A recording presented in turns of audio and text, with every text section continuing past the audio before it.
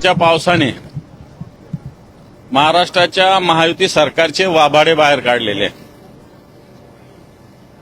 मोठ्या गोष्टी सरकार करतं, मुख्यमंत्री करतात, उपमुख्यमंत्री करतात, इन्फ्रामॅन म्हणून घेतात.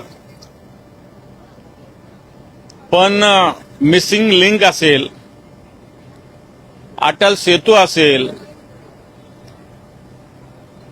हा मुंबईचा हा दुसरा मार्ग असेल, सागरी मार्ग असेल, जर हे सगळे मार्ग बघितले तर निव्वळ गुत्तेदारांच्या घशात मोठा पैसा घातलेला दिसतो, मोठा भ्रष्टाचार याच्यामध्ये सरकारच्या वतीनं झालेला दिसतो.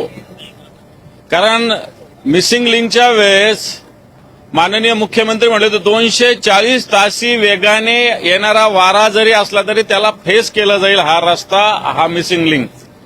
पण फक्त 90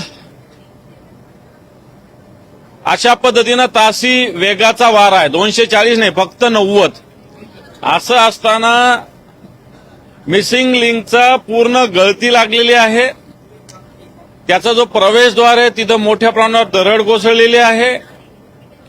1 मेला सुरू झालेला हा कनेक्टिंग मिसिंग लिंक 1 मे म्हणजे आज बघा तुम्ही किती झालं. मे महिना पूर्ण गेला, जून पूर्ण गेला, जुलैचं आता एक 6-7 दिवस झालेले समजा, म्हणजे 65-66 दिवस या मिसिंग लिंकला झालेली. थोडक्यात सांगायचं तर अटल सेतूची ती स्थिती, सागरी मार्गाची ती स्थिती आणि सगळ्यात महत्वाचं या मिसिंग लिंकची स्थिती.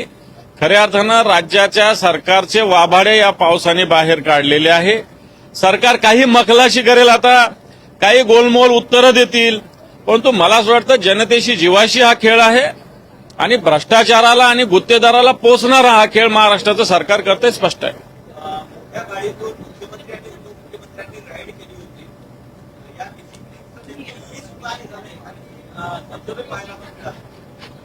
हे पहा, बोगद्यामध्ये धबधबे सुरू आहे, बाहेर नाही, बोगद्यामध्ये धबधबे सुरू आहे. तुमच्या मीडियामध्ये पण दाखवलेले आहे, लोकांनी पण व्हिडिओ केलेले. आता तो मार्ग पूर्णपणे बंद आहे.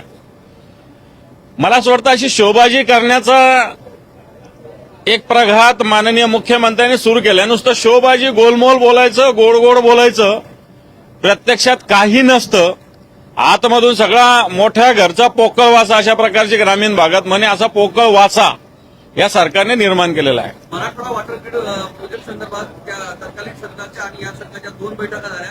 4,500 कोटीची तरतूद करण्यात आली, मात्र त्याच्यावर काम पूर्णत्वास नाही गेलं, सुरू नाही झालं. हे पहा, 4,500ची तरतूद कोणी केली? एस्टिमेट बनवणं म्हणजे काय तरतूद होणं आहे का?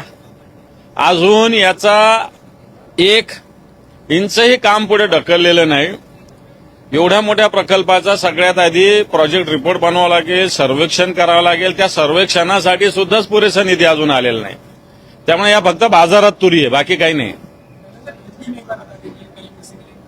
जो मिसिंग लिंक हो, अटल सेतु हो, यहाँ का जो सागरी मार्ग हो, इसकी अभी की हाल की स्थिति जो बारिश की वजह से हुई, वो अगर देखे तो जो इंफ्रामैन खुद को कहते हैं, सरकार बड़ी बातें करते हैं, सीएम डीसीएम बड़ी बातें करते हैं, लेकिन आप देख लीजिए मिसिंग लिंक पे क्या स्थिति हुई.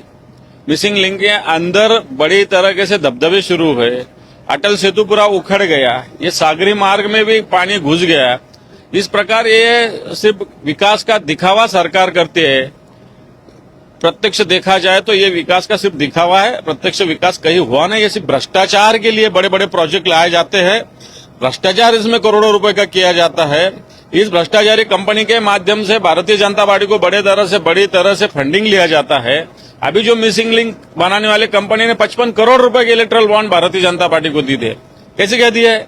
इसलिए भ्रष्टाचार इसका मूल उद्देश्य है और भ्रष्टाचार की वजह से महाराष्ट्र की जनता का लूट ये सरकार कर रही है. राम मंदिर डोनेशन के चंपत राय हैं, उन्होंने रेजिग्नेशन दिया है. ये देखो, चंपत राय ये भारतीय जनता पार्टी के संगठन मंत्री थे वहां के उत्तर प्रदेश में, और इसमें चंपत राय जो है और जो 2-4 लोग हैं उनका पूरा सहभाग स्पष्ट हुआ है.